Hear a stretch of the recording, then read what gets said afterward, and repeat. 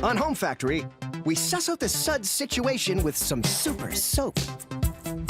Then we ruffle some feathers with a little pillow talk. And we see what some heavy metal can cook up for us. But first, we tell you a tale about a towel. The Cambridge Ultra Dry Towel. 100% USA-grown ring-spun cotton, soft, absorbent, and best of all, made in Canada. Made here, in fact, at Cambridge Towels' 200,000 square foot factory in, well, Cambridge, Ontario. Exactly. And we're here to meet David Hamby, production manager at Cambridge Towels. In the spirit of full disclosure, we must admit that unlike his towels, David was not made in Canada. Nobody's gonna believe me if I say I'm a Canadian, so I've tried that. Have you tried saying A? I've tried to say A, but nobody believes it. They know that I'm faking. Faking that maybe, but not faking this. Cambridge Towels' impressive production operation. That operation begins with Mike, who works in warping. What's warping? Glad you asked. According to the Cambridge Dictionary of Towel Making, warping is defined as wrapping hundreds of raw ring-spun cotton threads around a beam to create a stronger material. And this coincidentally happens at warp speed, right, Mike? Oh, this baby is fast. How fast? It can do probably about 1,000 yards, probably about 5 minutes or so. Excellent. Oh, yeah.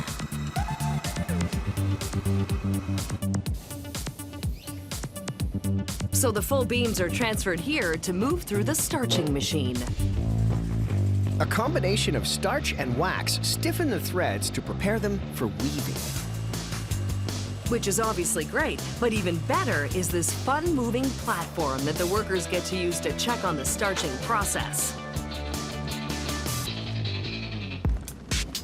The warp beams are removed from starching and rolled through to the dobby looms. What the heck is a dobby? Pass me that towel dictionary. A dobby is a kind of loom. It's used here to weave the towel. These look cool to us, but David thinks it's no biggie. We've done nothing new from the day it started a couple thousand years ago. What we've done is we do it fast, running about 100 kilometers an hour. The cotton is woven into one long terry cloth roll, which is wound onto a reel and transported to a bleaching tank. Now, the towel needs to be pure white before any other color can be added. Some fibers are a little bit lighter, a little bit darker. We want it all to look the same. So it's unspooled through a bubbly bleach bath of hydrogen peroxide. Then it's washed about 2 or 3 times to get rid of the chemicals. And the towel is ready to be dyed, courtesy of this lady named Grace. And I suspect she's going to be thrilled to see us. Get out of here! You get out of here! You see? Grace has been here 25 years, and she can dye a towel pretty much any color. Whatever the season is, we got the color going on. Well, today we're dyeing our length of bleached towel blue by soaking it in these dye vats. From the vats, it's fed between these rollers, which force the color deep into the fabric. And then the super long towel is folded and sent to the dryer, which is basically like a dryer you'd find at home, but like 10 times the size. Here, we're gonna pick up the thread with these beige towels. The dryer's overseen by this charming pair. Hey, ladies, how's work on the dryer? It's very hot. Very hot. Very hot. Especially in the summer, right? Oh, it's very hot. Oh, yes. Very, very, very bad. Okay, duly noted. This dryer is very hot. Yes. Now, on to the cutting. I'm guessing this part is very sharp. Yep. Up for the chop today, gray towels. They're cut to size ranging from face towels to bath towels, then hemmed automatically by the same machine.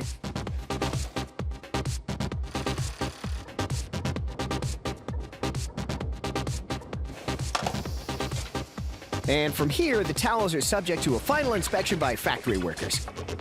Give us a whoop, ladies! Nobody said woo. Well, she did. The towels are hand-folded, packaged, and collected here. Okay, so if Cambridge Towels is North America's largest towel manufacturer, let's talk numbers. We probably do 50,000 towels today while you guys have been here. All right, I'm just going to come right out and say it. If Uncle Dave's playing Santa at your house, there's not going to be many surprises in that stocking. For sure. Some of the first towels I made, my mother still got them. A lot of gifts come from those. Hey, I can think of worse gifts. The final stage is to get these towels boxed according to size and color. Then they're shipped out to homes across Canada and the world so that shower-fresh folks everywhere can rub down, dry off, and enjoy the fruits of David's labor. Excellent. Look, I know it's wonderful to see folks using these towels, but I think we better give the man some privacy, huh? You go ahead. I'll be right behind you. Huh? Hey, check this out. Okay. Lush's Magnificent Mango Soap. Infused with fresh pureed mango and dried mango slices, this tropical treat promises to enliven dull-looking skin. Fruity. Makes me yearn for a magnificent bath. Hold that thought, because we're headed to Lush Cosmetics' 120,000 square foot facility in Etobicoke, Ontario. And we're here to meet Graham, Director of Manufacturing. I bet he enjoys daily magnificent baths. I use Lush products every day, probably 5 to 8 different products. You do smell delightful. The Lush factory, definitely the type of factory that you smell better when you leave than when you first came in the door earlier in the day. And sweet-smelling soap maker Katie is going to tell us what it's like to use magnificent soap, since we didn't get to try it ourselves. If I could describe the experience of magnificent soap in 3 words, it would have to be fresh, clean, uplifting. Well, perfect. Might as well start making it then. Yes, soap preparation begins here with Katie and Corey and a whole lot of mangoes. First, they're washed. Then peeled. And then chopped.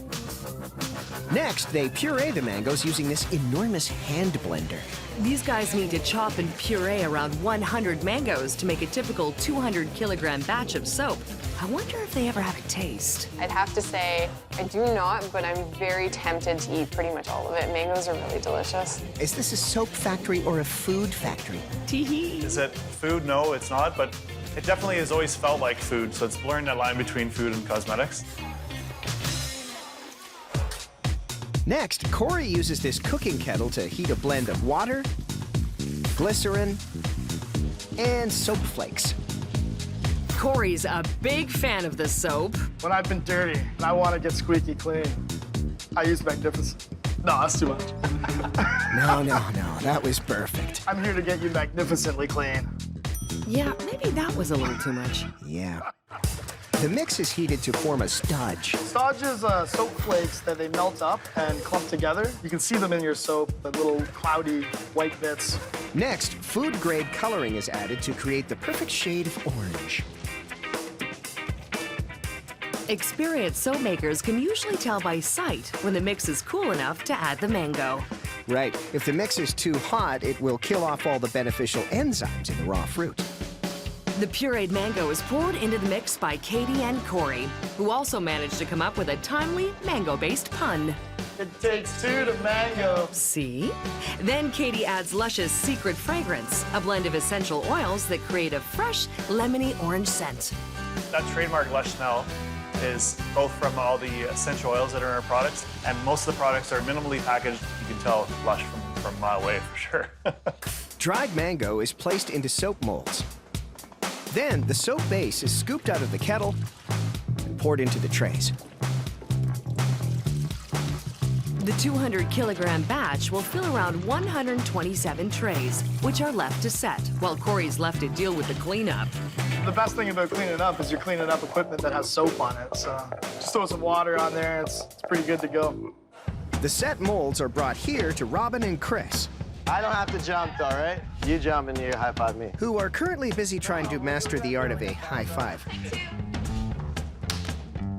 That was pretty good. That was a pretty good one. Well, when they're not busy doing that, they're busy doing this, emptying the molds into grease-proof paper and then wrapping up the soap ready to be sent to stores.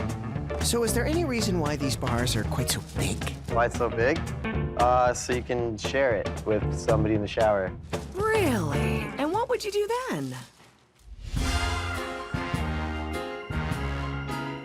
Not exactly what I was picturing, but okay.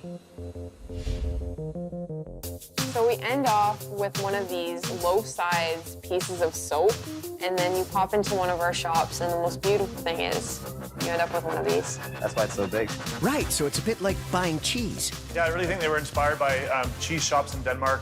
Great big rounds of soap that look like cheese, and no idea of getting a portion, cutting it off what you want. That was definitely the beginnings of it. Robin adds a sticker to the wrapped cheese, which has a best before date and a picture of the soap maker who created it. So today's soap maker would be... Hi, I'm Katie. I made Magnificence. I love my sticker. I actually do. It was a very proud moment, to be honest. Maybe one day I'll get my own face sticker, but that's someday. In the meantime, let's get these soaps boxed up and sent out to homes where it can lather up magnificently. And maybe one day we'll get to try it, huh?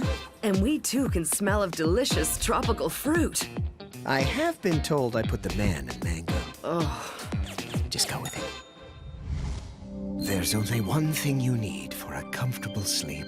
A comfortable pillow. Preferably a Westex International triple chamber goose and down pillow shrouded in 300 thread count cotton. Okay. So we're headed to Mississauga, Ontario to Westex International's 60,000 square foot facility to meet Westex president and chief snoozer, Ellis Chittitz, who appears to be taking a brief nap. That's not a nap. Ellis is simply testing the pillow. That's right. Just take a pillow in your hand, put your head on it. It's just, you get that instant feel, I like it or I don't. I like it. In fact, I love a feather pillow or a down pillow. It's basically the same thing. It's not. Feather pillow is inexpensive and less as an insulator and more firm. And the quills can come out. I've heard of feathers, but what's down? Down is the underneath of the bird, which is very, very soft. There are no quills inside down, and that's a natural insulator. Westex uses both feathers and down in their pillows. But how do you keep them separate? The triple chamber is built like a sandwich. I don't get it. Do you maybe have a visual aid? This is what our triple chamber pillow looks like. Oh. It's 3 different chambers. The top and the very bottom is where we put our down. That's the softness, that's the comfort zone.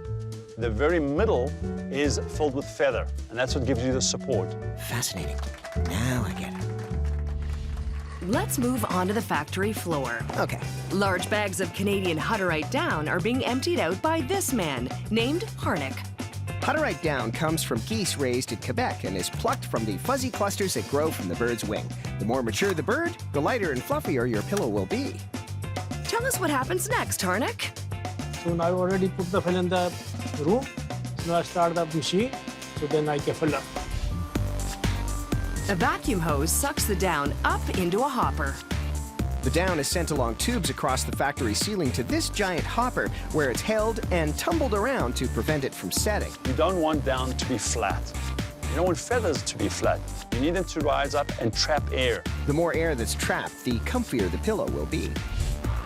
The down is pumped into this giant bubble, which actually weighs the feathers. The feathers are then transferred to a canister in preparation for filling.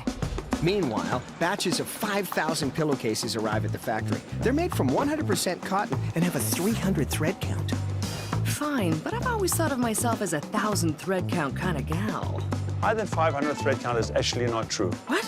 So people make all kinds of claims about 1,000 thread count, 1,200. It's absolutely not true. Well, that's disappointing. Can't help it, because some people just lie. The 1,200 thread count, there's no such thing. It's pure bullshit. Filling those cases is the job of this nice man named Noel. He's far too busy to chat. Hi, my name is Noel. Okay, but he's definitely too busy to tell us what he's doing. Today, I'm making triple chamber pillow. And showing us, that would definitely take too long. I'll show you. Noel uses a nozzle to fill each of the outer chambers with 140 grams of down. Westex can produce 1,000 of these pillows per day. The pillows are loaded into a hopper and wheeled across the factory to be filled with feathers.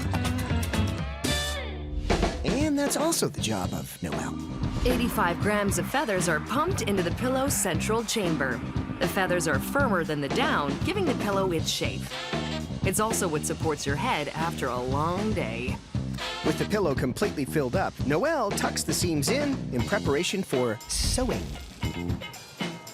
The pillows are sewn by Gurpreet, who also adds a label attesting to the quality of the materials used. Pillows are blasted with air to ensure that the seams sit flat. And then this happens. What's she doing? You'll notice in our factory, it looks like the staff are fighting with the pillows or beating up a pillow. That's just the equalizing process. You just have to tap it to make sure it shifts into its correct place. Oh, yeah. We love the equalizing process. Yeah, equalize them right in the face. While the pillows are being equalized, let's wrap things up with what Ellis thinks are the 3 best things about the triple chamber pillows. The 3 best things about the triple chamber pillow is the feel, the price. The feel and the price, those are the top 2 things. I can't think of a third thing. Yeah, I'd vote for the equalizing, man. These equalized pillows are bagged, boxed, and bedroom bound. So that anyone, anywhere, anytime can enjoy a good night's... Hey, still there? Yeah, we lost him. Oh, you hear that? Mm-hmm. That's the sound of a delicious meal getting started in a pan. But not just any pan. That right there is an All-Clad copper Core 3 quartz saute pan. All-Clad is a favorite of professional and amateur chefs alike. And to find out why, we're going to All-Clad's 89,000 square foot facility in Canonsburg, Pennsylvania, where the company has been making quality cookware since 1971. And this is Bill Grohl, All-Clad's Vice President of Research and Technology. He's going to tell us how All-Clad cookware actually makes it easier to cook. How does All-Clad make it easier to cook? Well, let's say it makes it harder to fail. That's because All-Clad provides an even distribution of heat in their pans by making them out of 5 layers of metals. Saying metals is like saying cookies. There's only about 10,000 different kinds. All-Clad has particular recipes for all the metal ingredients that we use in our products. To be specific, American-supplied aluminum, stainless steel, and copper arrive on huge rolls that can weigh up to 2 tons apiece. Whoa, those are some heavy metals, dude. The rolls are fed into a cutting machine that slices them into rectangles. The rectangles are sent to Gary, who carefully layers them. Between 2 pieces of stainless steel go 2 layers of aluminum and a layer of copper. What do all those layers do, Gary? Yeah, I think you better get somebody else to tell you about that stuff, because they don't pay me enough to know that stuff. All right then, back to you, Bill.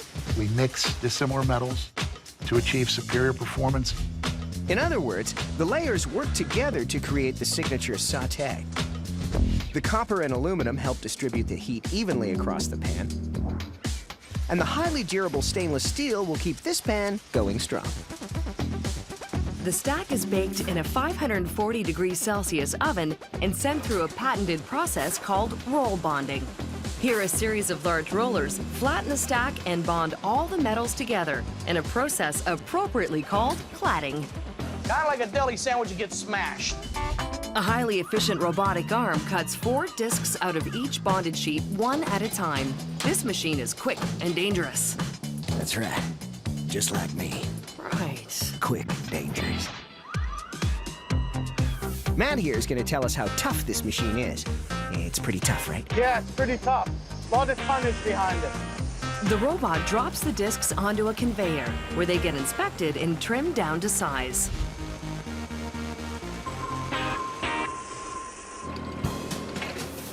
Discs are brought over to the forming machine. Here, the discs undergo 160 tons of pressure, forming them into the shape of a pan. The pans are then taken over to the rotary buffers. Here, the pans go in looking dull and come out looking pretty shiny. And to show off its copper core, the pan is given a skive, or shave, to expose a sliver of copper. Then an industrial washer removes any leftover oils, and the pans are sanded down more until they sparkle. And now that the pans have been cladded, cut, and cleaned up, it's time to put the finishing touches on them. A laser etches the All-Clad logo on the bottom of the pan. You know, if I ruled the world, these pans would look a little different. Much better. I like that. Carry on. The pans are placed on a conveyor belt, where they travel over to Gene, who has styled his facial hair after his job. Is your handlebar mustache a job requirement, Gene? Oh, absolutely. Gene, the mustache machine, attaches the loop and stick handles with a riveting machine that relies on handwork and precision to ensure that they never come apart. Each long handle is made of stainless steel, which stays cool even after hours on the stovetop. How many do you do a day, Gene? Somewhere between 700 to 1,200 pieces a day. Wow, riveting. This job is riveting. Okay. While there aren't a ton of moving parts, there is a lot of engineering that goes into making a single pan, which means no messing around, right, Gene? Ooh, no, the boss wouldn't like that one. Placed back on a conveyor, the now complete pan is individually inspected, wrapped, packaged, and then shipped off to homes around the world. Anyone who loves to cook should give themselves a treat. Get a piece of All-Clad. You will appreciate all the blood, sweat, and tears that goes into building the world's finest piece of cookware.